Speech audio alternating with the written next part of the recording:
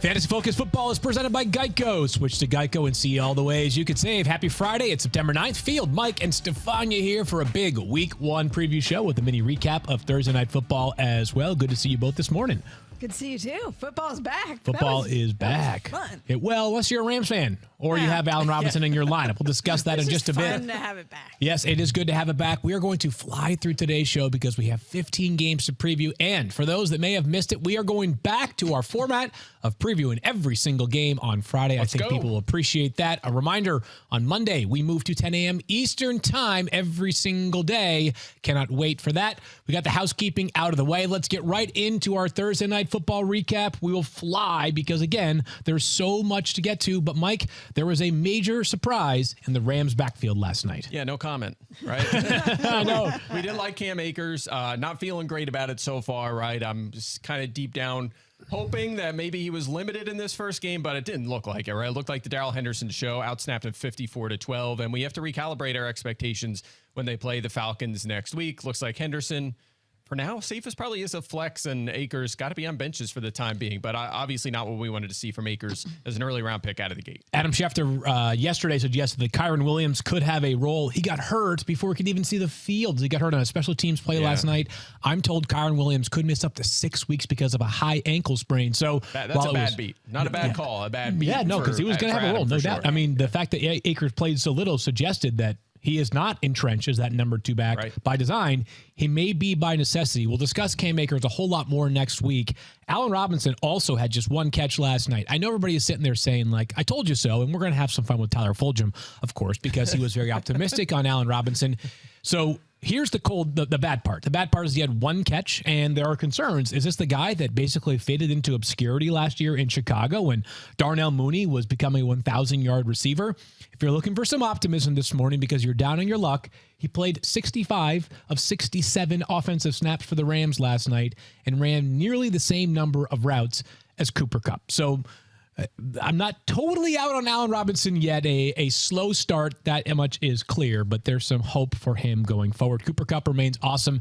And as for the Bills, Mike, it was the tale of 2 different wide receiver twos last night as Gabe Davis is not a question mark going forward. No, must start for sure, right? We were hoping this is what we would see. Now, they only saw, 5 targets in that game, but he played basically 100% of the snaps throughout most of that game, was terrific, was explosive, was a vertical target, was a goal line target. He did everything we were hoping for. He's a full-time player now, and he's going to be a high-end, super productive receiver. Would not shock me if he finished top 12. Yeah, honestly, would not shock me. He's super talented. Stephon Diggs, who played like 65% of the snaps, also mashed last night. And Stephania, we were against the idea of taking quarterbacks earlier in our draft, so we joked before the show. It's so fun to have Josh Allen. He was awesome last night. He did everything. Yeah. He ran.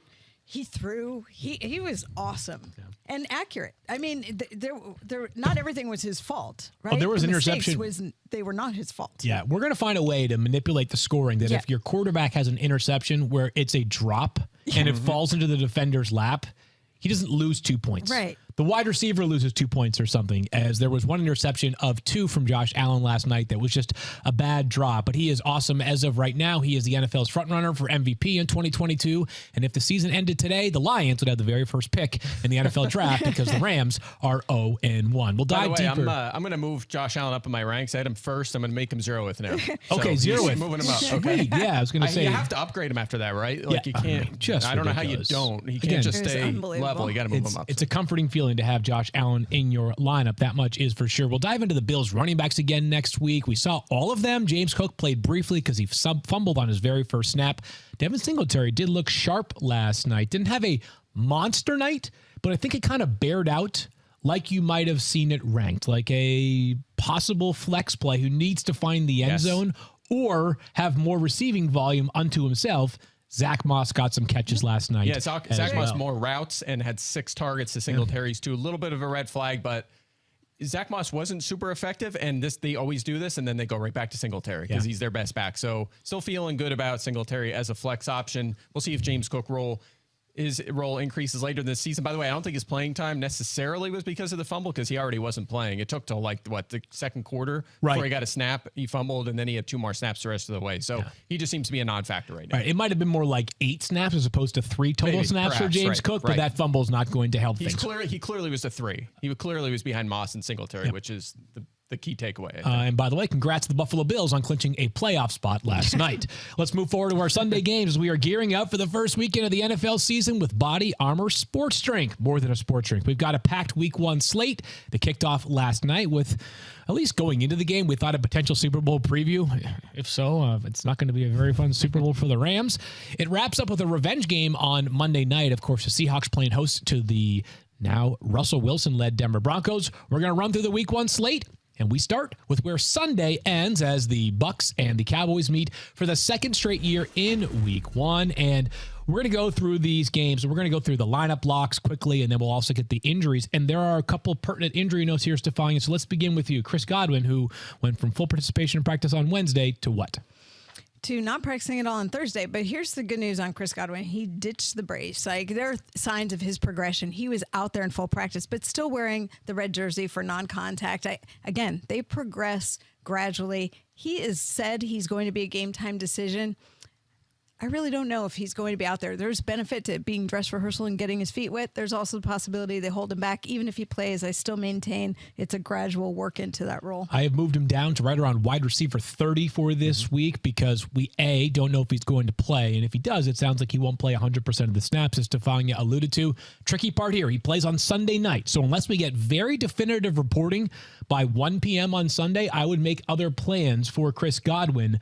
Hopefully we'll have some information from Shefty. Check out Fantasy Football Now there. Michael Gallup, Stephania, not expected to play this week. Right. I mean, I think he's the one who gave us the biggest clue that he was not likely to play. Yep. McCarthy's still saying, like, he looks good and there's a possibility, and they could talk about it.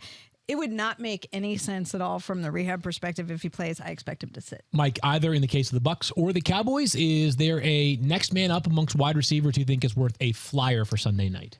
I think, you look at, if Godwin's out, certainly Julio Jones and Russell Gage benefit, right? Yeah. So it'd be nice if you have one of them on your bench to kind of plug in if you want to wait it out on Godwin. If not, you might have to look to perhaps even another game, right? Like Denver, KJ Hamler's available in 95% of leagues. So if you want to wait it out on one of these guys, just make sure you have a guy playing on Sunday night or Monday night as on your bench so you can plug him in. All right, so let's get into the lineup blocks here, and you guys add any names, but I'll do the Cowboys. Mike, how about you do the Buccaneers if that works for you? Dak Prescott lineup block. Tough matchup, potentially on paper, but this Bucs defense was fairly friendly to opposing quarterbacks last year, despite having a lot of talent. I got Dak as quarterback 10 this week, as do you. So maybe he's not necessarily a guarantee to be in your lineup, but you'd have to have a pretty darn good option waiting in the wings. More often than not, I am playing Dak Prescott. CeeDee Lamb will be playing this week for the Cowboys. I think Ezekiel Elliott is probably a strong enough RB2 consideration. He'll be in most lineups. I have him at running back 18. Again, I suppose there's a case, but how many running backs outside the top 20 have a better, clear path to being 20 or so, to getting 20 or so touches for a team? So for those are the 3 for the Cowboys, along with Dalton Schultz, their tight end. Who do you got here for the Buccaneers? Anybody that comes to mind? Lineup blocks or question lineup marks? Blocks. Yeah, lineup blocks for the Bucs. Certainly Tom Brady. You're firing him up. Leonard Fournette is a lineup. We have a lot of them. Leonard Fournette, lineup block. No other running backs you're considering. Wide receiver, we talked about Chris Godwin. Obviously, Mike Evans is a lineup block. Julio and Russell Gage, 12-teamers maybe on your deep league flex radar, but if Chris Godwin plays, if he's out, then those are more secure as flex. Tight end, no more Gronk. Remember, Gronk's gone. Gronk is retired. We're not touching Kyle Rudolph. We're not touching Cam Brate. We're not touching Kate Otten. None of these guys here in week 1. Last outstanding. Okay. I was just going to say one quick note on Dak, because some people might have been alarmed when they saw him on the injury report. He tried out some new shoes in practice yesterday. Said his ankle was sore. He goes, I promise you, I'm great. I am told that he's fine. Dak is good. Dak is good. We are good to hear that. Last thing I'd say on the Cowboys is in a deeper league, I would consider Tony Pollard only in a deeper league, though. Talented guy, obviously, but it seems like all indications are they want to run this offense through Ezekiel Elliott. Yeah, by the way, Bucs run defense, historical, the last few years has been elite. Excellent. So you're not starting a second running back for Dallas in this matchup. Let's go to the 49ers and Bears. This game is being played in Chicago. The debut of Trey Lance. A couple of injury notes, because there always are for the 49ers, Stephania. Elijah Mitchell and George Kittle.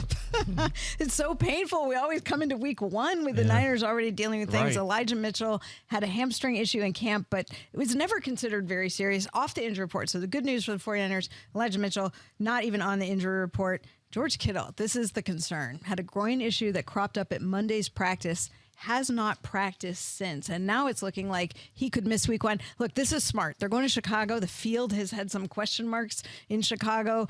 It's not a great place to start if you're already dealing with a groin issue. They come back the following week. So on average, these groin injuries that are mild are 1 to 3 week issues. But I would say with George Kittle, who's always pressing to come back to play, it's going to be day-to-day, just like Shanahan describes. I would expect him to sit this week, though. And we don't expect, Mike, the next man up to be a tight end you would consider, right? It's not going to be Ross Dwelly going into your lineups to fill in for George Kittle. Nope. Tyler Kroft, they brought in as well. Last year, there were 3 games George Kittle missed. The tight ends that filled in for him combined for 6 targets in those 3 games, right?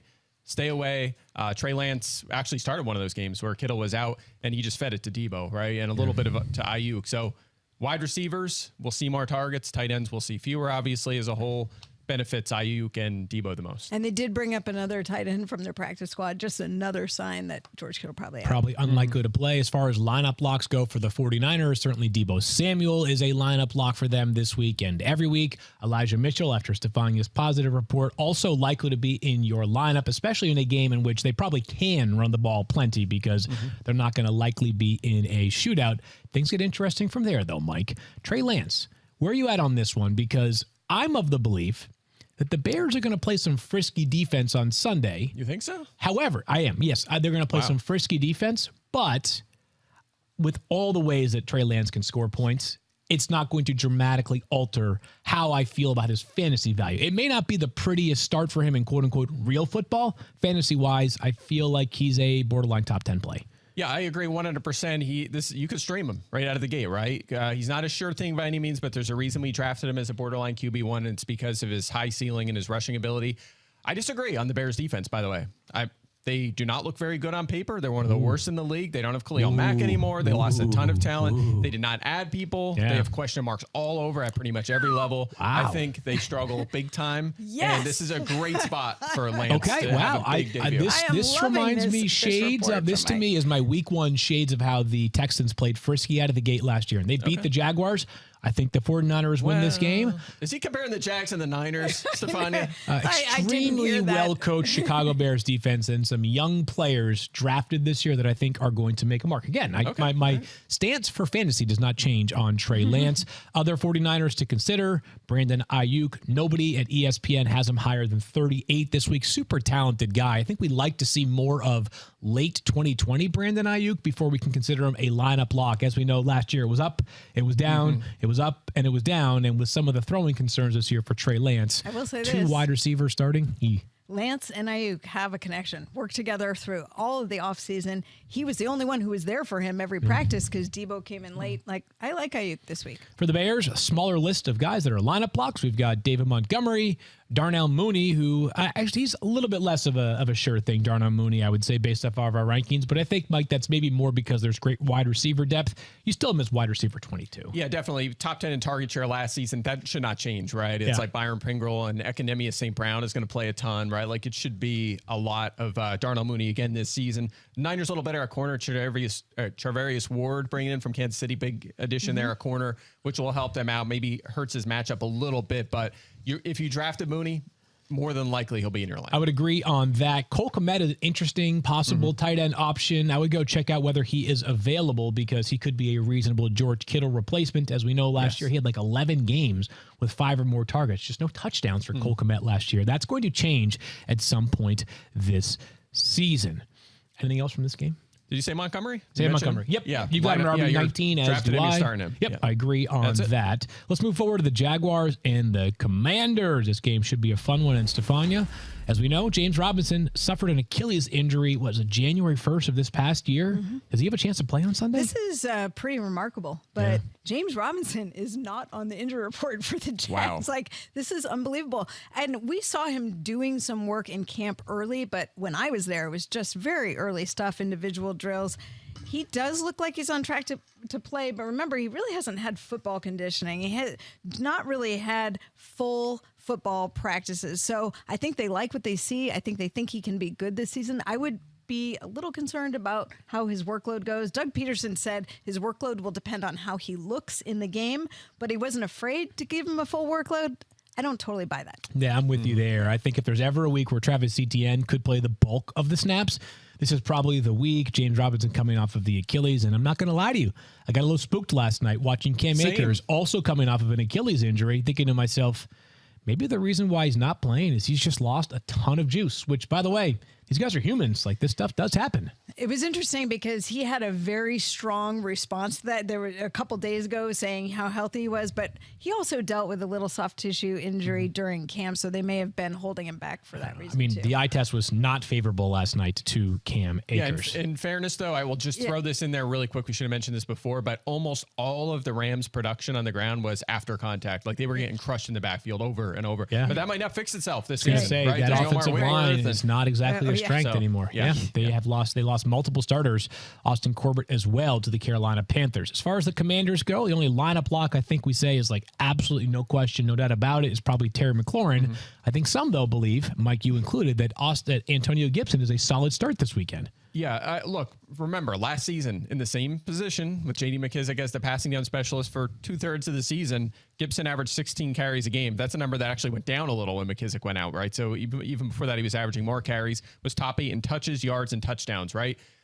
There's no Brian Robinson. If Robinson was here, we would not be talking about Gibson as a starter, but we are because he's not. He's going to play a big role in early down situations at the goal line, between the 20 certainly as well, just not really in the passing game. So could he see 15 carries at home against Jacksonville here? And a couple targets? Absolutely. I think he should be in lineups. Wouldn't surprise me. I've got him as RB20 this week. Worth noting, by the way, that Foley Fatukasi, big ticket free agent addition for the Jaguars this offseason, got a lot of money. He's an elite run stuffer. Looks iffy to play in this game. He's got a calf injury, so their best run defender may not be available on Sunday. You mentioned J.D. McKissic. Mike, we've got him as running back 39. I mean, if you're playing a super deep league and you think that this Commanders team is going to be playing from behind against a much improved Jaguars offense, maybe. I think that's probably a stretch. Let's go to Jacksonville. Is there anybody other than Travis Etienne that's a lineup block for you, Mike?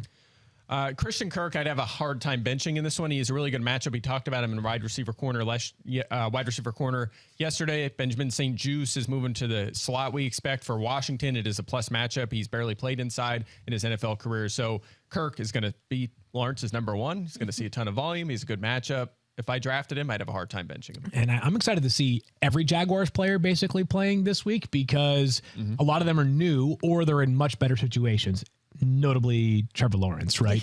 Yes. I have my eyes on just as like a deep sleeper to file away for going forward. Zay Jones. I want to see what the connection looks like between Zay Jones and Trevor Lawrence, who got real money to sign this offseason after a nice year last year with the Raiders. Let's go to the Patriots and the Dolphins. Game being played in Miami. It should be warm. And Stephania, we finally figured out that Jalen Waddle has been dealing with a quad injury. Yes, as now that we have injury reports, you actually get the body part next to the name instead of undisclosed or lower body. Limited on Wednesday, upgraded to full on Thursday.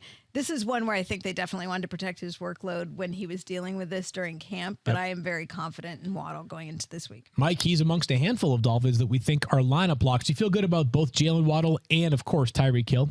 Of course, lineup blocks. Yeah. You can't bench him out of the gate. You know, the only way either of them are not is if their volume just plummets or Tua really struggles, or maybe Waddle's just not getting the targets he was last year in scoring, and then he becomes like a flex option. Like week one, where you drafted these guys, you're starting them. Those are the two for Miami.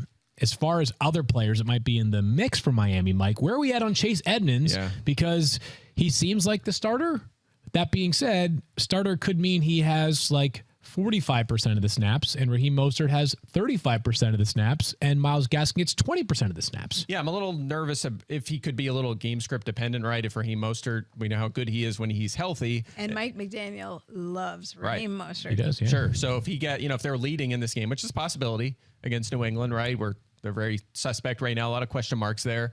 Maybe Mostert gets 14 carries and 1 target, and Edmonds gets 3 targets and 8 carries, you know, and this is a guy that had 2 touchdowns last season. We know what he can do in the passing game, Edmonds, of course, but I worry about his ceiling for sure. So I think he's a flex option, but I wouldn't go much further than that. He also popped up on the injury report this week. It was a bit of a surprise with a groin issue. He was back to full practice yesterday, but if there's any concern about that, if they're up early, I would expect you to see less Edmonds. I've got him as a mid-tier flex play for me. One thing worth noting, the Patriots linebackers, not exactly the speediest group. Chase Edmonds could take advantage of them in the passing game if he gets what Mike mentioned. Could be 3 or 4 or even 5 targets. For New England, the best bet to be in your lineup is probably a running back, Mike, but which one is it? Good question. I have, I'm looking at my projections here. Harris projected for 13 touches, 60 yards. Stevenson, 12 touches, 60 yards. So I'm hedging, I think, a little bit there. But look, we expect Harris to kind of lead on early down situations, and at the goal line, the better bet for a touchdown. Ramondre will pick up more of the passing game work we would expect here. Yeah. Now, Ty Montgomery, it looks like he'll probably play in this one. He had an injury, little dicey, but if he goes, he might handle some of that James White sort of role. But Stevenson, I think, will out-target Harris, and that kind of evens the playing field for them 2 guys a little bit. I think they're both flex options. If Montgomery sits on Sunday, and it seems like he will play, but if he sits, I'd feel more confident in Ramondre Stevenson as a higher end flex play, but both of these guys need a couple of things to break in their favor. If Harris finds the end zone, he'll pay off as a flex play. Stevenson probably needs that passing game volume. Patriots are going to have somebody catch some passes. We just don't know who it's going to be. They have no super duper star amongst their tight ends or wide receivers. They've just got a lot of guys who are pretty solid. Jacoby Myers, I do expect to play on Sunday. He's been on the injury report with a knee or an ankle injury, but sounds like he'll give it a go. Deeper league, right? Deeper league flex consideration. Volume has been his friend, but as we know, touchdowns have been hard to come by for Mr. Myers in his career. Let's move to the Ravens and the Jets. Bit of news here, by the way. The Ravens just announced that they have not been able to reach a contract extension with Lamar Jackson, and negotiations will be tabled until after this season. Means Lamar is likely headed for a franchise tag, but that's a different conversation. Check out NFL Live every day, 4 p.m. Eastern time on ESPN. Stephania, one of the biggest injury question marks going into the weekend is J.K. Dobbins. And he remains... Say nice things. Sorry, Mike. Sorry, Mike. It's nothing against the players, just the situation. An ACL injury that clearly has not been a clear path forward for him. It's been up and down ever since he reported to camp, and he was not wanting to be on the PUP list. That's where he started. He did come off of it. I mean, I think they're saying the mixed messages are here, right? J.K. Dobbins says he's better and he wants to play. John Harbaugh says he looks good, but then we'll wait until he's ready. I've said all along that they don't want to put him out here and risk things before he's really ready to go. I would be surprised if he plays this week. I'm just not feeling it. If he does play, I'd sit him. Oh, yeah, 100%. I've already moved him down to like running back 41 in my rankings, which is if he gets 6 carries and he turns them into 42 yards or a touchdown, obviously he would pay off as RB41, but I would be looking elsewhere, Mike. And let's just, before we get to the lineup box, let's just talk about this for a second here. Is there a Ravens running back worth playing if J.K. Dobbins sits? I wouldn't feel great about it, right? Mike Davis would be the preference. It looks like he would be the lead back. So if you're maybe you had Dobbins and you need a flex option, that might be the way to go. But Kenyon Drake may have a role in this backfield as well. So, again, if you can avoid, I would. I think if you get totally put into a pickle here and you have to play one, I'd play Mike Davis. And this is a team that even on the road is a 7-point favorite. Game script could work out in Mike Davis's favor. And as I've said 9,000 times during the preseason, running backs catching passes has never been a major priority in the offense since Lamar became the starting quarterback. Kenyon Drake known for his pass catching ability. As we know, Stephania, the Jets won't have Zach Wilson this week. It'll be Joe Flacco, and it could be a few weeks for Zach Wilson here. Yeah, remember when Robert Saleh was saying like, oh man, he looks good. Maybe he could play week 1. Well, then he turned around and said he's going to be out until week 4. And it sounded like everybody got their heads together and had a conversation. Remember, Zach Wilson went to the West Coast, had surgery with Dr. Neil Elatrash. It sounds like they conversed all together and agreed that let's wait until he's physically ready, mentally ready, and really just, to be fair to him, to get some football work in before you thrust him back out into a game situation. So I think it's going to be a couple more weeks for Zach Wilson. The Jets have confidence in Joe Flacco. Whether they should or not is up for debate, but the Jets have some confidence in Joe Flacco. As far as lineup locks in this game go, Mike, on the Ravens side, Lamar Jackson, of course, a lineup lock. Good to see him back healthy. Mark Andrews, also a lineup lock. And then it comes down to the wide receivers. What's your confidence level in Rashad Bateman? Yeah, so again, if I drafted Bateman, he was going in, the 6th round or so, 7th round of competitive leagues, you're starting him most likely, right? He's probably your wide receiver 3 or a flex option. So I'd feel pretty good about it. I think his target share will be high enough, first-round talent entering year 2, but he's the only one after that. And that's part of why we like him, right? Because it's Devin Duvernay and James Prochet. That's should be the Bateman show. Guy Andrews. As far as the Jets go, is there anybody that has to be in your lineup? No questions asked? I don't think so. I think Elijah Moore, you'd have a hard time benching, right? He kind of separated himself. In fact, Garrett Wilson might be 4th off the onto the field. Sure, looks that way. Corey Davis and Braxton Berrios in the slot. So Elijah Moore, I'd have a hard time benching. At running back, though, it's a little trickier, right? I mean, it looks like Breece Hall has kind of got off to a slow start. It might be limited to some extent. I have it at 14 touches for Hall, assuming that he's the primary ball carrier. Michael Carter, I have at 12, though, so very close. Would not shock me at all if that was split, right? If it's 15-10 edge for Carter, that's a real possibility. Yes, so it is. I don't think either guy is a must-start. Both of them probably should be viewed as flex plays. Rich Samini, who covers the Jets for us, told me recently for the Field Pass this week that Michael Carter could be the guy out of the gates here, right? He's certainly going to be a big factor for this offense. I think things will eventually tilt in the favor of Breece Hall, but if there was a week that you're fading a guy who's really talented, this might be it. Remember, they're 7-point dogs playing at home. We're going to come back and keep on keeping on with our game previews. But before we do that, Mike, tell us a little bit about Draftkings. Daily fantasy season is back. Oh, it is. We did our first CSS DFS podcast yesterday. Had a lot of fun with that. Look, football fans, the first Sunday of the NFL season is here, and DraftKings Sportsbook, an official sports betting partner of the NFL, is giving new customers a can't-miss offer to celebrate the return of the NFL season. Right now, new customers can bet just $5 and get $200 in free bets instantly. And as an added bonus for week 1, everyone can experience the thrill of DraftKings early win promotion. It's simple. Bet on an NFL team to win. If your team leads by 10 at any point during the game, you get paid instantly, even if your team loses.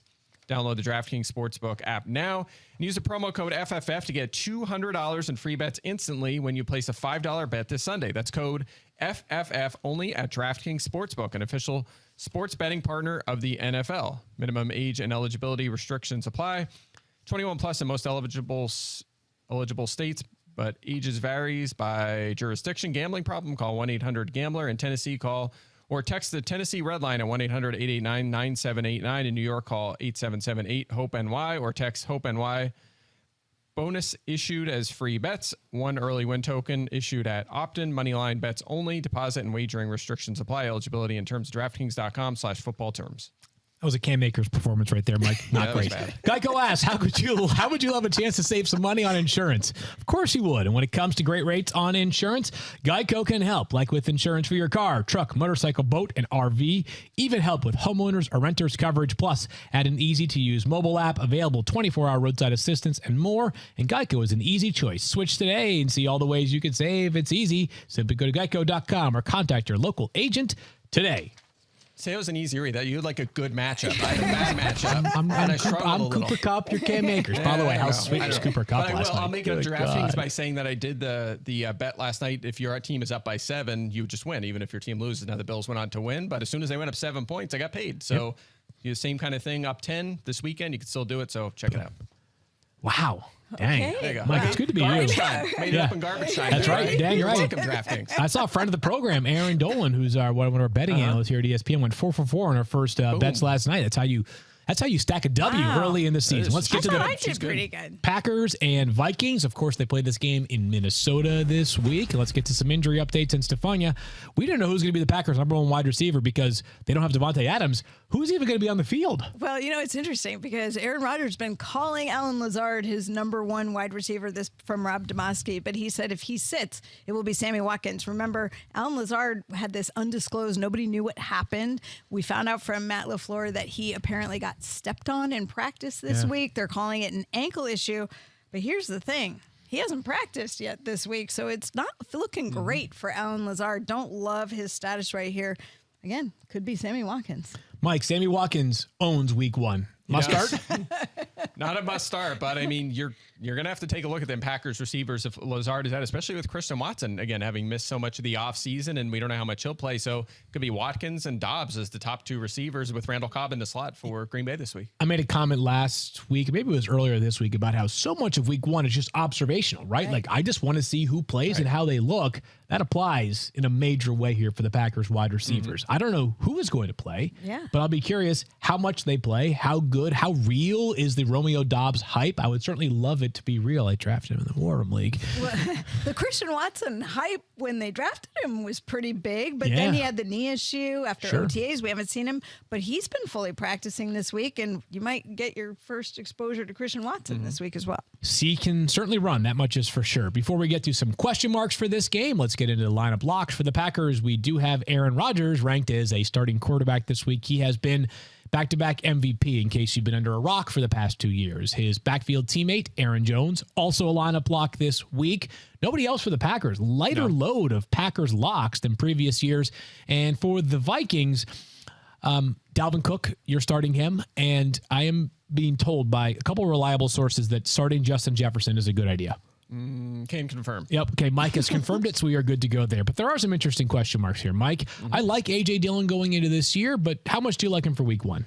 I don't. I have him 37, 10 finishes as RB 30 or worse, and pretty much the same role, right? We don't really expect a different role. They were splitting carries last year, and Aaron Jones was the preferred choice in passing situations. So does the overall running back target share go up this season? Perhaps a little bit. But they still have to throw it downfield at times, and those are going to go to wide receivers and perhaps Rob Tonyan. So for me, it's not much different than our offseason evaluation of him. He is not a guy I feel great about as an RB2, maybe a flex, certainly a non-PPR that's more, you can pull that off. The counterpoint is this. Last night, we learned that running back rotations are really difficult to predict going into the season. So I have Aaron Jones ranked as a starter, and I have A.J. Dillon ranked as not a starter. I just don't know. Like, Matt LaFleur did call them 1A and 1A, so maybe I am too pessimistic on A.J. Dillon going into this season. But I'm okay with being proven wrong and thrusting him into my lineup next week and beyond. Yeah, I mean, the truth is you probably have a better second option, right? You I probably drafted so. He's probably not your number 2 running back. He was going back. like 125th overall. So if you don't have a better option, that's because you basically avoided running backs during the draft process. Exactly. For the Vikings, obviously Justin Jefferson starts. A couple other pass catchers of note, Mike, Adam Thielen and Irv Smith. Irv Smith not quite cracking lineups yet, although we're excited to see him on the field. It's been so long. Irv Smith. And really off good the athlete. injury report. Remember, he had thumb surgery during the preseason? Not even on the injury report. Adam Thielen faces a really tough Vikings defense, really tough Packers defense. You put him in there or no? I have him 26, so yes. Remember, last season, before he got hurt, he was wide receiver 7 in fantasy points. He only had 14 fewer fantasy points than Justin Jefferson, right? So he was very good. He's going to play a lot. He's still their number 2 receiver. I know it's a different scheme, but the guy's a touchdown machine, and he was very productive last season. I worry about his sustainability all season at his age. It's just the nature of the position in the NFL, but out of the gate, if you have him, you're starting him. Let's move forward here to the Browns and the Panthers. And Stephania, a siren went off on Twitter yesterday. It was so fun to watch. And all the Panthers did was report the facts, right? As the Carolina Panthers passed along word that Christian McCaffrey had a shin injury. He was a full participant in practice. Yes. But so it gives me an opportunity to remind people that this is why you want the details, because full participant in practice and on the injury report could mean that you got hurt at the very end, that they didn't really discover the injury until afterward, or it could be not a big deal at all. And that was the third option for Christian McCaffrey. Apparently a cut, like he took a cleat to the shin or something that had to be addressed. In this day and age, you have to put everything on the injury report. If there's any sort of treatment provided, that is the requirement of the injury report. So it's not the Panthers playing games, nothing like that. They actually went by the book, but this is not something to worry about. I said this to somebody earlier today. I would have lied. I wouldn't have reported it. I would have taken the $50,000 fine, because it caused such an uproar and it puts the players in a pickle. I don't advocate for that at all. I know. By the way, because there are too many games with the I injury know, stuff. but like you got a shin cut. I think I just lie on that one, Mike. But that's just me. But that's why I'm not an injury analyst like Stephania is. If it was deep cut, you put a stitch. Tom Brady cut his hand. Remember that was like a playoff game. Oh yeah. Well, we know who the kings of being sneaky on the injury reports. Well, they have like 19 players every week. This week they only have like 4 players on there. Let's get into the Browns and the Panthers. And for the Panthers, Christian McCaffrey, obviously a lineup lock. DJ Moore, also a lineup lock for the Carolina Panthers this season, pretty much every single week. Besides that, though, Mike, nobody on the Panthers lineup that you're saying like has to be in your lineup. Nope. I'm not starting Tommy Tremble. Not Did yet. we say his name all offseason? Did we say that name one time? Don't believe so. No. Good athlete. Top tight end. Yeah. So I don't think we're starting. No, we're not starting him. Robbie Anderson, we're going to monitor from our benches for now. Yep. Agreed on that. Let's go to the Browns. You have the 2 running backs that are the top priorities as far as Brown starters go. Nick Chubb inside our top 15 this week. So you are starting him. What a good player he is. Sounds like there could be some rain in the forecast on Sunday. I could see a gloveless Nick Chubb running for like 116 yards and a touchdown on Sunday.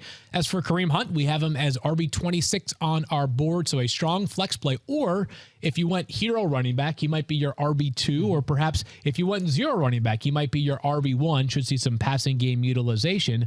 But here's where it gets hairy, Mike. Amari Cooper, really talented player. Jacoby Brissett, not so great amongst starting quarterbacks. Would you play him?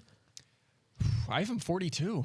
I'm worried about 40, it. I'm worried about it. This is a game where I still have Cleveland favored, which is not something I'm going to say often over the next 3 months, right? Well, Jacoby Brissett is their quarterback. These first 3 games are kind of easy. Yeah. Well, it's like the Jets, Falcons, and Panthers, right? And fair enough. And that's why I have them favored, which means they're going to want to run the ball, right? We know from Kevin Stefanski's past, they want to run the ball. Without the quarterback upgrade just yet, they're going to be able to do it in this game. That should be competitive if they're not ahead throughout this game. So they're going to run a lot. I don't think the passing game is going to be efficient, and we have wide receivers as deep as ever. I just don't feel great about Amari Cooper. I have him 42, 12-team league flex. That's it. Here's a good thing. Monday Night Football, we've got Joe Buck and Troy Aikman making their booth debut at ESPN, of course. They've been an iconic pair for a long time during their tenure at Fox. Can't wait for this. I thought they were new talent, like up-and-comers. No? Yeah. No, we found them on ZipRecruiter? ZipRecruiter, that's correct. Okay, yes. God, okay. Best place to find your talent.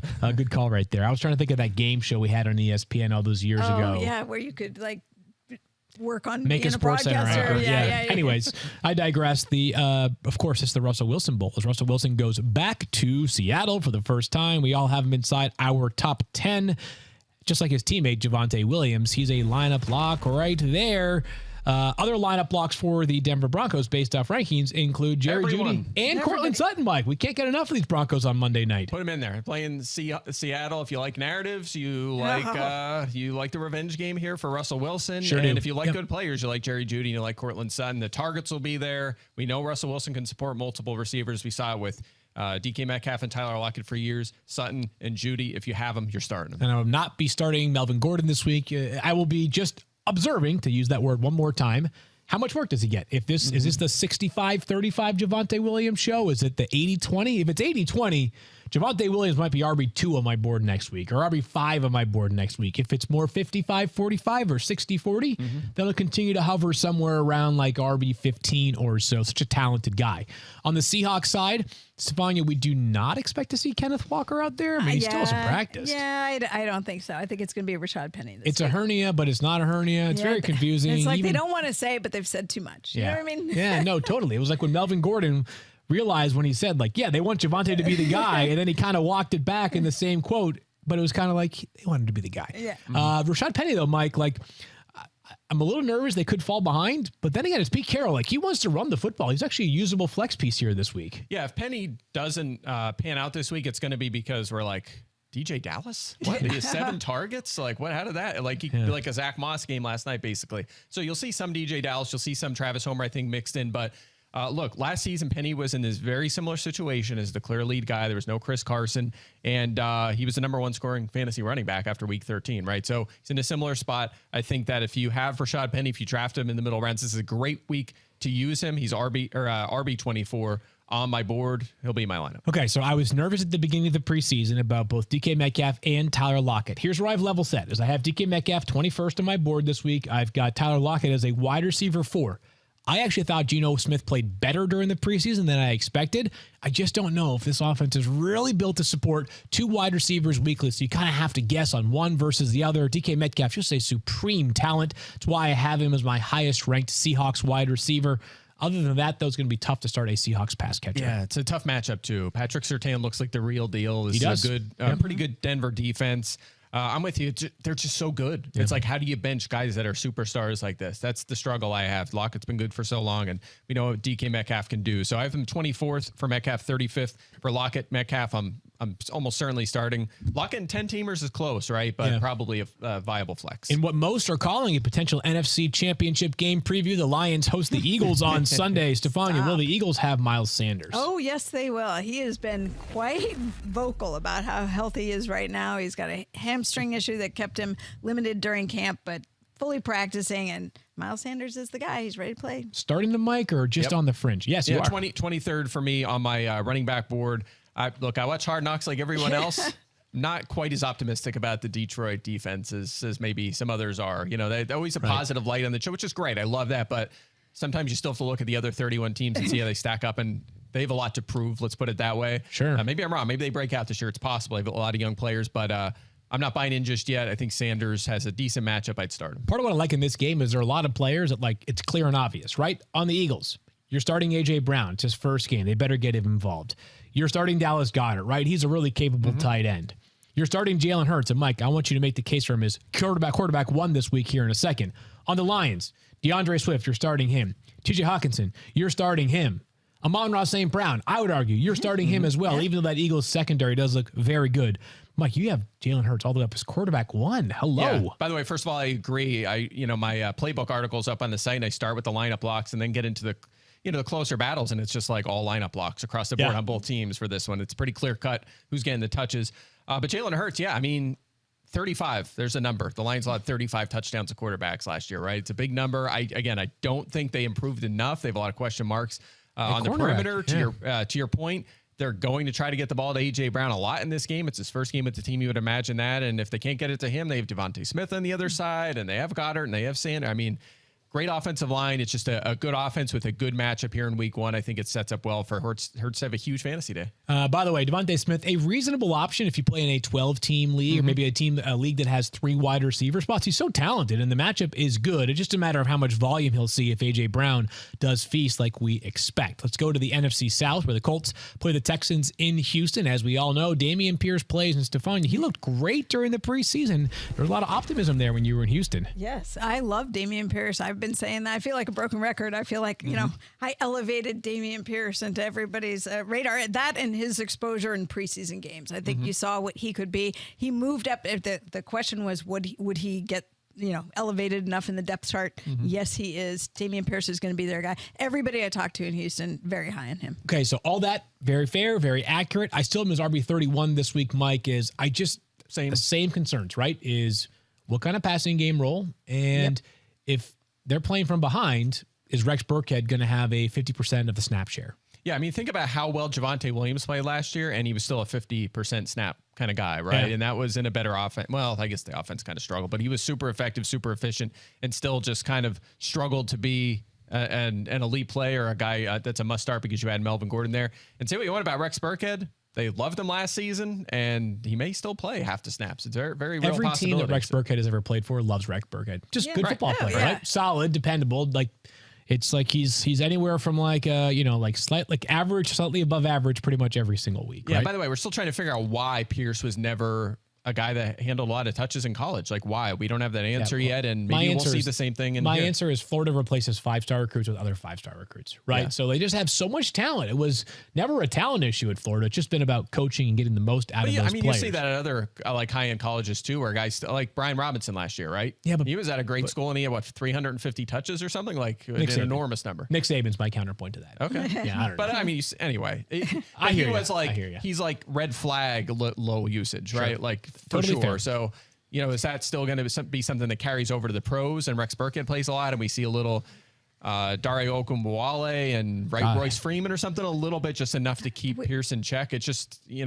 that's the only hesitation. That's why we're at 30 here and not at 15 or 20. We do talk about age, though, virtually every other position, every other player. And Rex Burkhead has a lot of mileage on him, even though he's never been really number one guy except for last year. And he's been banged up a lot more in the last couple of seasons. So Dameon Pierce, the young guy with the fresh legs. Other lineup blocks in this game include Brandon Cooks for the Texans. He's wide receiver 20 on our board. And then for the Colts, Jonathan Taylor cannot wait to see the consensus 1.01 on the field this weekend. And Michael Pittman feels primed for a further breakout in year 3. I could see Matt Ryan having a decent day. He's a good quarterback, but there are just so many good quarterback options. And we'll see whether anybody emerges as the number 2 Colts receiver. Maybe it's Alec Pierce, their talented rookie out of the University of Cincinnati. We're going to come back and finish up with our final 5 games, including all the AFC West teams, not named the Denver Broncos. But first, let me tell you a little something about our friends over at NerdWallet. When it comes to choosing the top running back, wide receiver, quarterback, even which defense is right for your team on any given week, you know where to turn. But when you're trying to decide on the right credit card for your wallet, the right mortgage lender for your dream home, or the right savings account, where do you go? The nerds at NerdWallet are here to help you make a smart financial decision. NerdWallet is a personal finance site run by money nerds. Think people as obsessed about personal finance as we are about fantasy sports who want to share their knowledge with our listeners to help them find the right financial products for them. Let's say you're looking for a new rewards credit card. NerdWallet can help you compare cashback cards side by side so you can feel confident choosing the one that suits your spending. Think of them like your weekly wide receiver PPR rankings, but you're comparing the top credit cards that work for you. Ready to make a financial decision? Compare and find top credit cards, savings accounts, and more at nerdwallet.com. NerdWallet, the smartest decision for all your financial decisions.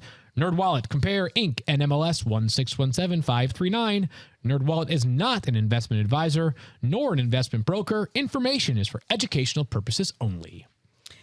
Hey guys, we have all been there. If you ever fell asleep on the train and missed your stop, that's actually happened to me, or realized you left your wallet at home while in the checkout line, then you know exactly what it's like to make a rookie mistake.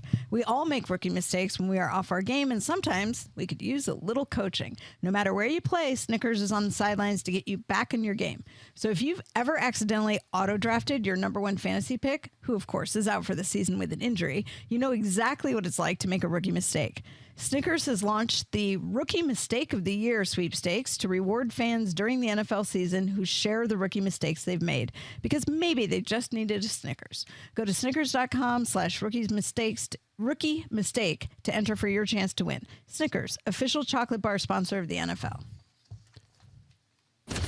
We are back, and we're into the home stretch. This is fun. This is invigorating to go through these games one by one. Let's go to the Raiders. We get to watch them all. I'm like so excited. So excited. Raiders, Chargers. This game is at SoFi Stadium, where I can't believe the Rams had to go to a silent count last night.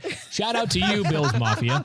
Let's get into the quarterbacks, though. Actually, let's go to the injury. There's no injuries here. That's good. There are a lot of star players. Injury concerns seem to be on the defensive side of the ball, if anything, in this game. And even that looks pretty clean to me. The Raiders had 0 players on their first injury report of the week. So let's get to the lineup blocks then, because there are plenty of them in this game. For the Las Vegas Raiders, Davante Adams, this just in. He's really good. You're definitely starting him and Darren Waller, who I hope gets a new contract by the time this game begins. For the Chargers, Austin Eckler, you're starting him. Justin Herbert, you're starting him. Keenan Allen, you're starting him, although Mike did warn us a little bit of a tough matchup against Nate Hobbs on Sunday. Mike Williams inside our top 20 for wide receivers as well, considered a lineup lock as far as we are concerned. And then Josh Jacobs, Mike, who I think is right on the border, but you and I feel confident in starting him. I'm not going to lie to you, though. There was a time last night watching that game where there was a play where like Darrell Henderson took a snap, and I was starting to envision Zamir White in that jersey instead. I mention that now just so I can cover my own, cover my rear, although I am ranking Josh Jacobs as if he's going to play a lot this weekend. Yeah, and I think he will. Kind of different circumstances, obviously, with Cam Akers, obviously. Yep. But, yeah, I'm with you. I'm a little nervous, I guess, but at the same time, Jacobs was, I still think he's their best back, and he's been effective so far, and I have him projected for 15 touches in this game. I don't think that's asking a lot, even if other backs are involved. Yeah, so RB21 for me. Yeah. Again, last night, like Cam Akers, it was still a curious, it was super low snap percentage, but when he did play, he did not look very good, even with bad offensive line play. I think that Zamir White, though, pay attention, because Josh Jacobs has been hurt a lot and missed part of games or full games, and Zamir White could sneak in and get a bigger workload as the season goes along. Didn't expect to say this, but if you play in a super deep league, file away the name Amir Abdullah, who could potentially be the Raiders' passing game running back. Hunter Renfrow, Mike, I've got him as wide receiver 28. I will say it one last time. I have consistently feared that I've been too low on Hunter Renfrow. I think there's a chance he balls out on Sunday. The guy is just so good. He's just so good. Like, put away any concerns about volume, et cetera, et cetera. He's an awesome player. Yeah, Cooper Kupp light, right? Yes. I mean, very productive, super efficient. If you adjust for role, he's been about as efficient as Devontae Adams has been since he's been in the NFL. So no doubt about it, he's 31st for me. We have to knock for the volume a little bit, right? He might not get as many goal line opportunities, but still a guy that you can put in your flex or maybe even your wide receiver 3 spot and feel pretty good about it. Because I live a sick and twisted life, Hunter Renfrow got a 2-year extension this offseason. I had a dream last night that they extended him on top of the extension. Are you telling the truth? I'm not proud of it. That's a real thing. That's a real thing. Oh my I God. need to That's the work. things you dream I'm about, worried right? about I was going to say. You wake up with nightmares. Like, people dream of like living on news. private islands, yet me, I'm sitting here like, oh, man, they just re-extended Hunter Renfrow without him playing a game on the first extension.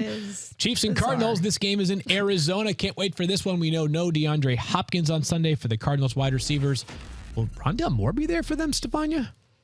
Yeah, I don't know if Rondale Moore will be there for them. I expect that he will play. I expect that Zach Ertz will play. Okay. I think that the biggest question I have for them is what are they going to do if Zach Ertz is not able to finish the game? Like, do they go Trey McBride? Probably. And that is so I would think that Trey McBride, you could, if you were looking at him, you could get him potentially. I don't know if I'd start him because I think Zach Ertz is going to start. There's a lot of question marks about that, but I think keep your eye on Trey McBride. Yeah, and let's flag Rondale Moore for an update on Sunday morning. We should know more on that one there. Let's get to the locks for the Chiefs. There are usually lots of them. A little bit less so this year. There are 2, right? It's Travis Kelce and it's Patrick Mahomes in terms of locks for them, Mike. And then it becomes a question mark. Clyde Edwards-Helaire, where do you net out on him going into this season? Yeah, you know what? I think we forget because of how things went south in the second half last season, but out of the gate, he was used a lot, right? Weeks 1 through 4, 16.3 touches per game, had 200-yard games and a pair of touchdowns, right? So that first month was going pretty well. And he's in the same spot here, right? He should be their clear lead back out of the gate. I'm not too worried about Ronald Jones. He didn't really inspire a lot of confidence in the offseason. Healthy scratch maybe on Sunday. It's very, very real possibility. We'll see some Jerick McKinnon, but by all accounts, CEH is the clear number 1. I think if you have him, this is a week where you can actually start him and feel okay about it. If you are throwing a dart at a Chiefs wide receiver for this week, who would it be? At a Chiefs receiver, Juju Smith-Schuster. Okay, yeah, and that's the only one, or? Yeah, I mean, again, he's the guy that feels like the 1 or the 1A, at least out of the gate. I think you feel, and again, they're playing Arizona, so you'd expect them to be throwing a lot. Arizona has cornerback issues, so I do feel pretty good about him. After that, it is more of a dart throw. I think Marcus Valdez-Scantling is number 2 in line. Maybe more of a boom bust vertical target, but if you're in a 12-team league, you need to flex. He'd be the guy. Mecole Hardman's 3, but I don't really want to start him. Sky Moore should be on benches for now. Yeah, Patrick Mahomes recently said, hey, it could be a different guy every single week. That starts on Sunday in Arizona. He specifically addressed fantasy players. Yeah, because you know why? Because he's the man. We love Patrick Mahomes. If you don't love Patrick Mahomes, it's more about you than it is about Patrick Mahomes. That he was making it tough on fantasy The players. league is extremely lucky with some of the young quarterbacks we have right now. There are some unbelievable players that are better people as well. And we might get more this year. All those second-year quarterbacks from round 1 last year. Good Some hands. of them are going to break out. Good hands, no question about it. With good quarterbacks coming around next year's draft class too. James Conner, Hollywood Brown, both lineup locks for the Arizona Cardinals on top of Kyler Murray, who, as we all know, electric runner and talented thrower. Let's go to the Saints and the Falcons. Can't wait to watch this one. These two teams have no love lost for each other. And Stephania, 2 major injury question marks here. As we know, both Michael Thomas and Drake London are battling injuries right now. Yeah, Michael Thomas, limited because of the hamstring originally. I think they're easing him back in, but I'm expecting him to play. Everything I hear is that he will play. You know, even though they're still playing it like they're on the fence about it, I do think you're going to see Michael Thomas, but I just wouldn't get over exuberant about how much work he'll do because they want to see how he looks on the field. And Drake London has been back in practice after getting banged up in the first preseason game with a knee issue. Still limited. It's not really clear if he'll go. I think that could come down to game time. Maybe we'll find out more today. But I think he's close if he doesn't go this week. Mike, a sneaky tough matchup for the Saints wide receivers. This Falcons cornerback group is pretty good. They're on the perimeter, yeah. On the perimeter, yes. Where they bring in A.J. Terrell's one of the best young corners in the NFL. So Atlanta has a lot of weak spots on their roster, but perimeter corner should be a strength for them this season. That's going to be Chris Olave. That's going to be Michael Thomas this week. Jarvis Landry actually has a nice matchup in the slot against Darren Hall. So he's a sneaky 12-teamer, PPR league. You're probably not starting him. You'd likely have a better option at this point in the season. But Thomas and Olave probably knocking them a little bit. By the way, Olave, again, probably best on your bench for this week. Thomas, though, I mean, Michael Thomas plays. You got to start him. You just have to take that chance. You and I both have him as a top 25 play this week. And again, I'm here for revenge tours this year. One of them, Michael Thomas. I got your back, bud. As far as lineup blocks this week for the Saints, we know Dalvin Kamara. Beyond that, probably, again, if Michael Thomas plays, that's about as close as it gets to a lineup block for New Orleans. Otherwise, and for Atlanta, Kyle Pitts, this just in. He's good and he's extremely young. He will be playing a lot this year. We want to see him get probably like 1,000 receptions this season. Other than that, though, no lineup blocks for Atlanta, right?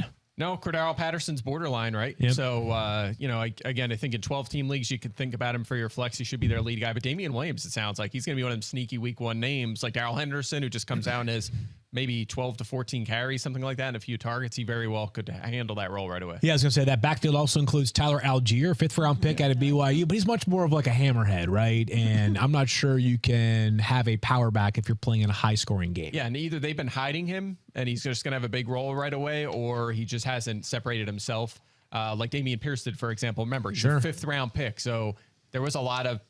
There was a point in the offseason where Algiers was getting some hype in fantasy drafts, and then you're like, okay, well, we level set. You got to keep the expectations in check. A couple games left, the Giants and the Titans here, and I think the Titans have a clean injury sheet, Stephania. As far as the Giants go, a lot of guys have been banged up during training camp, but it seems like as far as fantasy relevant players go, they're all likely to play on Sunday? Yeah, they're all likely to play. I mean, the one I'm most excited about is Saquon Barkley. I think you're going to see a new version of Saquon this year, but I'm also actually really eager to see all their wide receivers play because I don't know what to expect. Kenny Golladay, basically a lot of lost time last year because of his injuries, and he's back, but people still not feeling super confident about him. And Kadarius Toney, like the day I was at practice, he left with a hamstring issue, grabbing his hamstring. I mean, it doesn't give you a great feeling after last year. I want to see who really steps up and lights it up for the Giants if there is a receiver who can light it up for the Giants. I think there's going to end up being a Giants receiver that scores probably 10 fantasy points on Sunday. I don't know which one it is. I have the most optimism in Kadarius Toney, but I've got him as like a borderline wide receiver 5 this week in line with your ranks, Mike. Saquon Barkley, the only lineup block for the New York Giants. Otherwise, I'm not sure you'd start anybody. I don't even know who their tight ends are. I mean, I was just going to say name one Giants tight end. Daniel Bellinger, right? Their 3rd-round pick from San Diego State. And then there's probably like Caden Smith. Is he still on the roster? Or does he get waived yet? Yeah, he was claimed off of waivers a couple years ago. And then lineup blocks for the Tennessee Titans. I got one for you. You ready? Yep. Derrick Henry, lineup lock. And as we know, last year he had 8 games played. He had 20 or more touches in those 8 games. The guy is as much of a workhorse as we have seen in quite some time, and the Titans big favorites in this game as well. So game script could work out in Derrick Henry's favor. He needs just one game with 200 rushing yards to tie the NFL record for the most all time.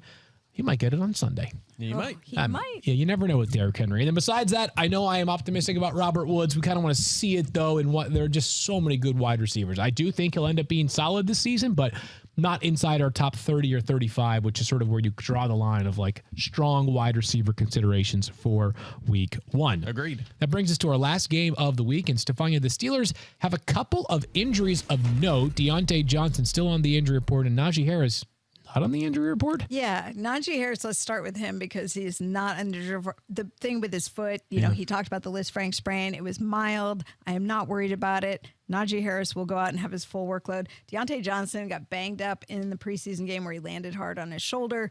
It sounds like he could be a game time decision. They'll want to see him again today, but I am told he looked good in practice yesterday, so I'm encouraged about his availability. Okay, and those are the 2 lineup blocks for the Steelers, right? It's Najee Harris, it's Deontay Johnson. Is there a second Steelers wide receiver you'd play, Mike? Chase Claypool, 12-team flex option.